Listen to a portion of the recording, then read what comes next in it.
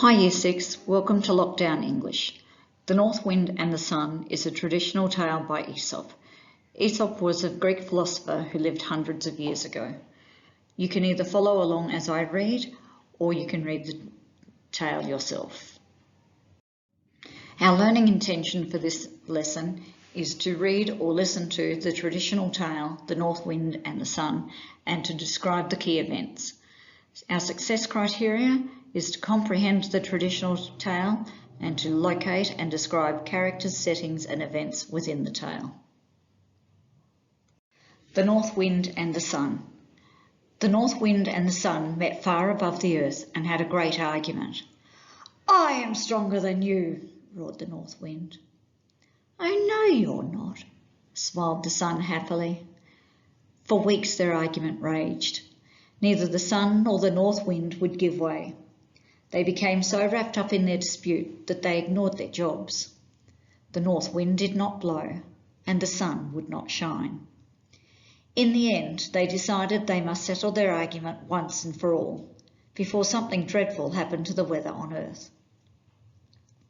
In the end, they agreed that the first of them to separate a certain traveller from his cloak could consider himself the stronger of the two. The North Wind tried first. He leapt upon the poor traveller, roaring and blowing.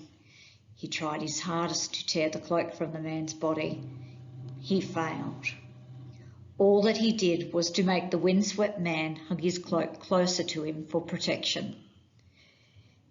"It's impossible," groaned the North Wind, retiring and leaving the traveller to continue on his way. "If I can't separate that man from his cloak with all my strength, I'm sure that you won't be able to, Sun."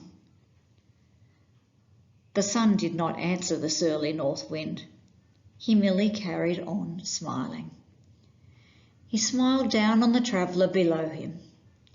His smile began to make the traveller feel warm. Before long, the man stopped hugging his cloak to him and let it fall open. The Sun's smile grew warmer and warmer. The traveller threw his cloak back from behind him so that it hung from his shoulders. Still the Sun smiled. The earth grew warmer and warmer. Everything began to wilt and droop in the enormous heat. In the end, the traveller knew that he did not need his cloak at all. He took it off and trailed it in the dust behind him. The Sun turned to the North Wind.